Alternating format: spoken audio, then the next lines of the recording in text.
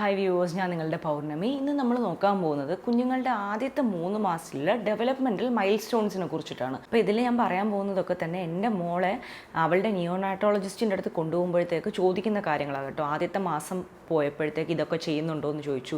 2ാമത്തെ മാസത്തിലും 3ാമത്തെ മാസത്തിലും ഒരു സെറ്റ് ഓഫ് കാര്യങ്ങൾ മോൾ ചെയ്യുന്നുണ്ടോ എന്ന് പറഞ്ഞിട്ട് ആ ഡോക്ടർ കുറേ കാര്യങ്ങളൊക്കെ ചോദിക്കുന്നുണ്ടായിരുന്നു. സോ എന്നോട് ചോദിച്ചിരുന്ന കാര്യങ്ങളും എൻ്റെ മോൾ അതൊക്കെ അച്ചീവ് ചെയ്തിട്ടുണ്ടോ എന്നുള്ളത് നമുക്ക് ഇന്നത്തെ വീഡിയോയിൽ നോക്കാം.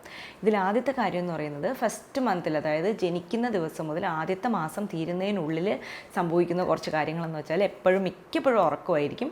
എല്ലാവർക്കും അറിയാം, 2 മണിക്കൂറിലൊരിക്കൽ നമ്മൾ കുട്ടീനെ ഫീഡ് ചെയ്യേണ്ടി വരും. അതുപോലെ തന്നെ 3 മുതൽ 4 മണിക്കൂറിലൊരിക്കൽ ഡയപ്പർ ചേഞ്ച് ചെയ്യേണ്ടി വരും.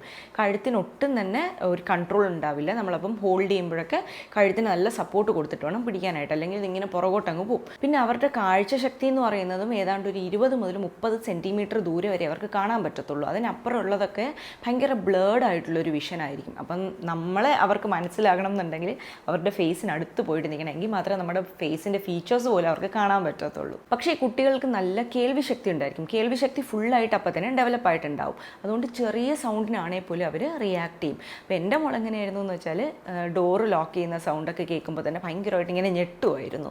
അതുപോലെ തന്നെ അവർക്ക് അറിയാവുന്ന സൗണ്ടൊക്കെ ഒരുവിധം, അതായത് ഒരു മാസമൊക്കെ കേട്ട് കഴിഞ്ഞ് ഏതാണ്ട് ഒരു മാസത്തിൻ്റെ എൻഡൊക്കെ ആകാറായപ്പോഴത്തേക്ക് എൻ്റെ സൗണ്ട്, ഹസ്ബൻഡിൻ്റെ സൗണ്ട്, അമ്മയുടെ സൗണ്ടിനൊക്കെ റെസ്പോണ്ട് ചെയ്യുകയെന്ന് വെച്ചാൽ നമ്മൾ എവിടെയാണോ നിൽക്കുന്നത്, ഏത് സൈഡിലാണോ നിൽക്കുന്നത് ആ സൈഡിലോട്ട് അവളെ കണ്ണിങ്ങനെ പോവുമായിരുന്നു. അപ്പോൾ ഞാൻ ദൂരെ നിന്നിട്ട് മോളെ ഇങ്ങനെ വിളിക്കുമ്പോഴത്തേക്ക് ഞാൻ ഏത് സൈഡിലാണോ ആ സൈഡിലേക്ക് നോക്കും. പക്ഷേ അവർക്ക് ഇങ്ങനെ കഴുത്ത് തിരിച്ചിട്ട് നോക്കാനൊന്നും പറ്റത്തില്ല. പിന്നുള്ളൊരു കാര്യം എന്ന് വെച്ചാൽ അവരുടെ മൂവ്മെൻറ്റ്സ് ഈ ഒരു ടൈമിൽ ഒട്ടും തന്നെ സ്മൂത്ത് ആയിരിക്കില്ല. എന്ത് ചെയ്താലും ഒരു ജെർക്കോട് കൂടിയായിരിക്കും ചെയ്യുന്നത്. കൈയെടുക്കുന്നതൊക്കെ ഇങ്ങനെ ഞെട്ടിയിട്ടൊക്കെയാണ് ചെയ്യുന്നത്. അതുപോലെ തന്നെ മോറോ റിഫ്ലെക്സ് എന്ന് പറഞ്ഞിട്ടുള്ള റിഫ്ലെക്സും എൻ്റെ മുഖം നല്ല രീതിക്ക് ഉണ്ടായിരുന്നു. ചില കുട്ടികളിൽ നന്നായിട്ട് കാണാൻ പറ്റും, ചില കുട്ടികളിൽ അധികം കാണാൻ പറ്റില്ല. മോറോ റിഫ്ലെക്സ് എന്ന് പറയുന്നത് ഇങ്ങനെ ഉറങ്ങുന്നതിനിടയ്ക്കൊക്കെ കൈ ഇങ്ങനെ ഭയങ്കരമായിട്ട് വെട്ടിച്ചിട്ട് ഈ ഉറക്കത്തിന് അതൊരു ഡിസ്റ്റർബൻസ് ഉണ്ടാക്കുന്നുണ്ടായിരുന്നു. അപ്പോൾ ഞങ്ങളുടെ ഡോക്ടർ പറഞ്ഞതാണ്, അങ്ങനെ നല്ല രീതിക്ക് റിഫ്ലെക്സ് കാരണം ഉറങ്ങാൻ പറ്റുന്നില്ല എന്നുണ്ടെങ്കിൽ സ്വാഡിൽ ചെയ്തിട്ട് കിടത്താനായിട്ട് പറഞ്ഞു. സ്വാഡിൽ ചെയ്യാന്ന് വെച്ചാൽ ഒരു തുണിക്കുള്ളിൽ ഇങ്ങനെ പൊതിഞ്ഞിട്ട് റാപ്പ് ചെയ്ത് കിടത്തുന്നതിനെയാണ് സ്വാഡിൽ ചെയ്യാന്ന് പറയുന്നത്. അപ്പോൾ അത് അവൾക്ക് ഭയങ്കരമായിട്ട് ഹെൽപ്ഫുള്ളായിരുന്നു. അപ്പം എൻ്റെ കുഞ്ഞിന് മോറോ റിഫ്ലെക്സ് ഭയങ്കര കൂടുതലായിരുന്നു. ഇപ്പോഴും ഒരല്പമൊക്കെ ഉണ്ട്, ഏതാണ്ട് അത് തീരാറായി, പക്ഷേ എങ്കിലും ചെറിയ രീതിക്ക് ഇപ്പോഴും ഉണ്ട്. ഇനി 2ാമത്തെ മാസത്തിൽ വരുന്ന ഡെവലപ്മെൻറ്റ്സ് എന്തൊക്കെയാണെന്ന് വെച്ചാൽ അവർ ഐ കോണ്ടാക്ട് തരാനായിട്ട് തുടങ്ങും. ഇതായിരുന്നു ഡോക്ടർ ആദ്യം ചോദിച്ചത്. വാക്സിനേഷന് വേണ്ടിയിട്ട് കൊണ്ടുപോയപ്പോൾ ചോദിച്ചു, മോൾ കണ്ണിലേക്ക് നോക്കുന്നുണ്ടോ, ഒരാളുടെ ഫേസിലേക്ക് അല്പം സമയമെങ്കിലും നോക്കുന്നുണ്ടോ എന്ന് ചോദിച്ചു. എനിക്ക് ആദ്യം ഒരു സംശയം ഉണ്ടായിരുന്നു, നോക്കുന്നുണ്ടോ എന്തോ. എനിക്ക് ഈ ഫീഡ് ചെയ്യുന്നതിൻ്റെയും എൻ്റെ ഉറക്കമില്ലായ്മയുടെ ഇടയ്ക്കൊക്കെ ഇതൊന്നും അധികം ഞാൻ ശ്രദ്ധിക്കുന്നില്ലായിരുന്നു. ഞാൻ എൻ്റെ ഹസ്ബൻഡിനോട് ചോദിച്ചു, നോക്കുന്നുണ്ടോ, ഞാൻ അങ്ങനെ ഒന്നും ശ്രദ്ധിക്കുന്നില്ല, കാര്യം എനിക്ക് തന്നെ ഉറക്കമില്ല. അപ്പോൾ ഐ കോണ്ടാക്ട് തരുന്നുണ്ടോ എന്നുള്ള സംശയം എനിക്കുണ്ടായിരുന്നു. അപ്പോൾ ഈ ഡോക്ടർ ചോദിച്ചതിന് ശേഷം ഞാൻ ശ്രദ്ധിക്കുന്നുണ്ടായിരുന്നു മോളിങ്ങനെ ഐ കോണ്ടാക്ട് തരുന്നുണ്ടോ എന്നുള്ളത്. നല്ല രീതിക്ക്, അതായത് ഒരുപാട് സമയമൊന്നും അല്ലെങ്കിലും ആ ഒരു എന്താ പറയുക, ഒരു 7 സെക്കൻഡ്സ് 8 സെക്കൻഡ്സ് ഒക്കെ നമ്മളുടെ മുഖത്തേക്ക് ഇങ്ങനെ കണ്ണിലേക്കും നമ്മളുടെ ഫീച്ചേഴ്സിലേക്കൊക്കെ ഇങ്ങനെ മോൾ നോക്കുന്നുണ്ടായിരുന്നു. അപ്പോൾ എനിക്ക് കുറച്ച് സമാധാനമായി. ഓക്കെ, ഡോക്ടർ ചോദിച്ചതുപോലെ തന്നെ ഐ കോണ്ടാക്ട് തരുന്നുണ്ട്. പിന്നെ അവരുടെ ഫിംഗേഴ്സൊക്കെ അവർ മനസ്സിലാക്കി, അവരുടെ കൈയാണ്, അവരുടെ കാലാണ്, അവർ വിചാരിച്ചാൽ ഇതൊക്കെ മൂവ് ചെയ്യാൻ പറ്റും എന്ന് മനസ്സിലാക്കുന്നൊരു സമയം ഇതാണ്. അപ്പം എപ്പോഴും ഇങ്ങനെ കൈയൊക്കെ ഇങ്ങനെ പിടിച്ചു വെച്ചിട്ട് ഇങ്ങനെ നോക്കും, കാലൊക്കെ ഇങ്ങനെ മെല്ലെ ആക്കും. കാല് പക്ഷെ പൊക്കി നോക്കത്തില്ല. ഈ ഒരു 3rd മന്ത് 4th മന്തൊക്കെ ആകുമ്പോഴാണ് കാല് മെല്ലെ പൊക്കി ഇങ്ങനെ നോക്കുന്നത്. അതുവരെയും കാല് പൊക്കത്തൊന്നുമില്ല, കൈയും കാലും ഒക്കെ ഇങ്ങനെ അനക്കിയൊക്കെ നോക്കും. പിന്നുള്ളൊരു കാര്യം എന്ന് വെച്ചാൽ അവരുടെ ഒരു ഗ്രോത്ത് സ്പേർട്ട് ഉണ്ടാവുന്നൊരു സമയമുണ്ട്. അതായത് സഡൻ ആയിട്ടുള്ളൊരു ഗ്രോത്ത് വരുന്നൊരു ടൈം എന്ന് പറയുന്നത് ഒരു 5 ആഴ്ചയ്ക്കും 7 ആഴ്ചയ്ക്കും ഇടയിലാണ്. അപ്പോൾ ഈ ഒരു സമയത്ത് അവരുടെ ഫീഡിങ്ങിൻ്റെ ഫ്രീക്വൻസി കുറച്ച് കൂടും, ടൈമും ചിലപ്പോൾ കൂടാം. ഈ സമയത്ത് അവർക്ക് കൂടുതൽ ഫീഡ് വേണമെന്ന് തോന്നുന്നൊരു സമയമാണ്. അപ്പോൾ എൻ്റെ മോളുടെ കാര്യത്തിൽ വളരെ കറക്റ്റായിരുന്നു. 6ാമത്തെ ആഴ്ചയിൽ, അതായത് ഞാൻ സഡനായിട്ട് ശ്രദ്ധിക്കുന്നൊരു കാര്യം എന്ന് വെച്ചാൽ ഒരുപാട് പാല് കുടിക്കുന്ന, അതായത് കുടിച്ചുകൊണ്ടിരുന്നതിനേക്കാളും കൂടുതൽ പാല് കുടിക്കുന്നു, കൂടുതൽ സമയം കുടിക്കുന്നു. അപ്പോൾ എനിക്ക് ആദ്യം ഇതിനെക്കുറിച്ച് അറിയില്ലായിരുന്നു. ഞാൻ ഡോക്ടറോട് തന്നെ ചോദിച്ചു, പെട്ടെന്ന് അങ്ങ് പാല് കുടിക്കുന്നതിൻ്റെ അളവ് കൂടി എന്ന് പറഞ്ഞപ്പോൾ ഡോക്ടർ ആണ് പറഞ്ഞു തന്നത്, ഇതൊരു ഗ്രോത്ത് സ്പേർട്ടിൻ്റെ ടൈമാണ്, പേടിക്കാനൊന്നുമില്ല. ചിലപ്പോൾ ഈ 2 മണിക്കൂറിൽ ഒരിക്കൽ എന്നുള്ളത് ചിലപ്പോൾ 1 മണിക്കൂറിലൊരിക്കും ചില കുട്ടികൾ കുടിക്കാറുണ്ട് ഈ ഒരു ടൈമിൽ.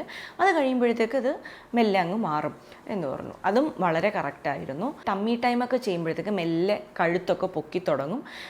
കഴുത്തിന് ഫുള്ളി അവർ ആ ഫങ്ഷണലായിട്ടുണ്ടാവില്ല, അവരുടെ കൺട്രോളിൽ വന്നിട്ടുണ്ടാവില്ല, എങ്കിലും കഴുത്തൊക്കെ മെല്ലെ മെല്ലെ അനക്കി തുടങ്ങും.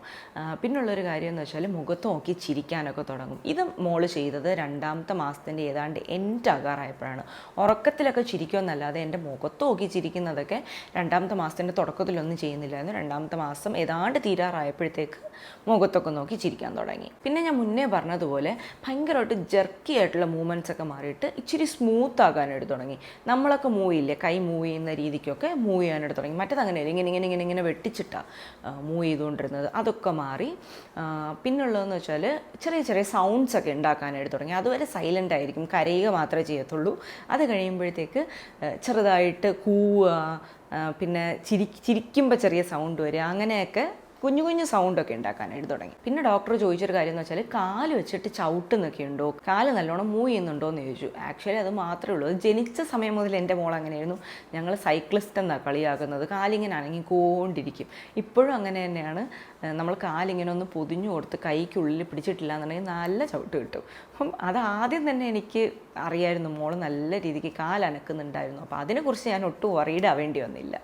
പിന്നെ ഇനി 3ാമത്തെ മാസത്തിൽ വാക്സിനേഷൻ പോയപ്പോൾ ഡോക്ടർ ചോദിച്ച കാര്യങ്ങൾ എന്താണെന്ന് വെച്ചാൽ, നമ്മൾ എന്തെങ്കിലുമൊക്കെ സംസാരിക്കുന്നുണ്ടെങ്കിൽ മോൾ തിരിച്ച് റെസ്പോണ്ട് ചെയ്യുന്നുണ്ടോ, അവരുടെ തന്നെ ലാംഗ്വേജിൽ എന്തെങ്കിലുമൊക്കെ റെസ്പോണ്ട് ചെയ്യണം. നമ്മൾ ഉണ്ടാക്കുന്ന സെയിം സൗണ്ട് ഏതാണ്ട് അതുപോലെ തന്നെ അവർക്ക് തിരിച്ച് പറയാനായിട്ട് പറ്റും. അപ്പം അത് മോൾ ചെയ്യുന്നുണ്ടായിരുന്നു കേട്ടോ. നമ്മൾ വെറുതെ എങ്കിലും എടാ എടാ എന്ന് വിളിക്കുകയാണെങ്കിൽ അവളും ഏതാണ്ട് അതുപോലത്തെ ഒരു സൗണ്ട് തിരിച്ചുണ്ടാക്കും.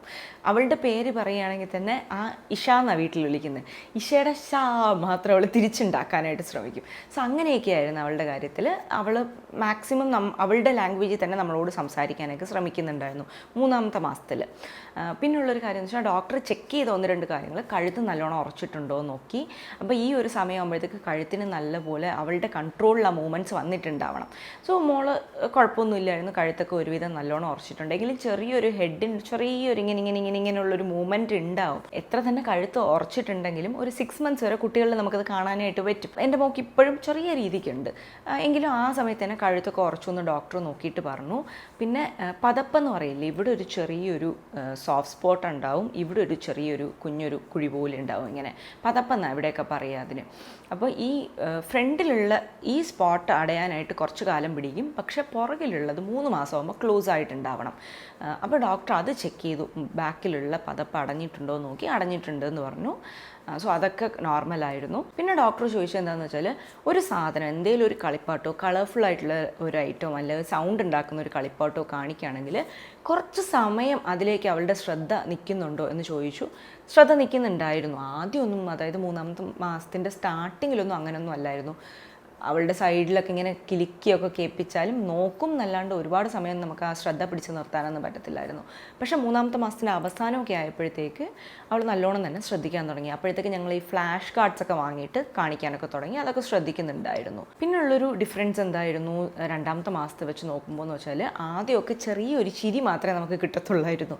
പിന്നെ അത് നല്ല രീതിക്ക് സൗണ്ട് ഉണ്ടാക്കി ചിരിക്കാനൊക്കെ തുടങ്ങി. അപ്പോൾ ഇതൊക്കെയാണ് ആദ്യത്തെ ഒരു 3 മാസത്തിൽ കുട്ടികൾ ചെയ്യേണ്ടുന്ന കാര്യങ്ങൾ, അച്ചീവ് ചെയ്യേണ്ട ചില മൈൽ സ്റ്റോൺസ്. അപ്പോൾ ഇതൊക്കെ നിങ്ങളുടെ കുട്ടി ചെയ്യുന്നുണ്ടോ എന്നുള്ളത് നോക്കുക. ചെയ്യുന്നില്ല എന്നുണ്ടെങ്കിൽ പെട്ടെന്ന് വറീഡ് ആവുകയെന്ന് വേണ്ട. ചില കുട്ടികൾ 1 ആഴ്ച 2 ആഴ്ചയൊക്കെ ലാഗായിട്ടും ഈ കാര്യങ്ങളൊക്കെ തന്നെ ചെയ്യും. അപ്പോഴും ചെയ്യുന്നില്ല എന്നുണ്ടെങ്കിൽ ഉറപ്പായിട്ട് നിങ്ങളുടെ കുട്ടീൻ്റെ ഡോക്ടറിനോട്, നിയോനാറ്റോളജിസ്റ്റിനോട് ചോദിക്കുക, കുട്ടിക്ക് എന്തെങ്കിലും പ്രശ്നമുണ്ടോ എന്നുള്ളത്. ഡോക്ടർ നോക്കിയിട്ട് പറയും. അങ്ങനെ ഒരുപാടൊന്നും വറീഡ് ആവേണ്ട കാര്യമില്ല. കുറച്ച് ലേറ്റ് ആവുകയാണെങ്കിലും മിക്ക കുട്ടികളും ഇതൊക്കെ തന്നെ അച്ചീവ് ചെയ്യും. സോ ഇന്നത്തെ വീഡിയോ ഇതാണ്. ഇഷ്ടമെങ്കിൽ ലൈക്ക് ചെയ്യുക, ഷെയർ ചെയ്യുക, കമൻറ്റ് ചെയ്യുക, സബ്സ്ക്രൈബ് ചെയ്യുക. മറ്റൊരു വീഡിയോയിൽ കാണുന്നവരെ ടേക്ക് കെയർ, ബൈ.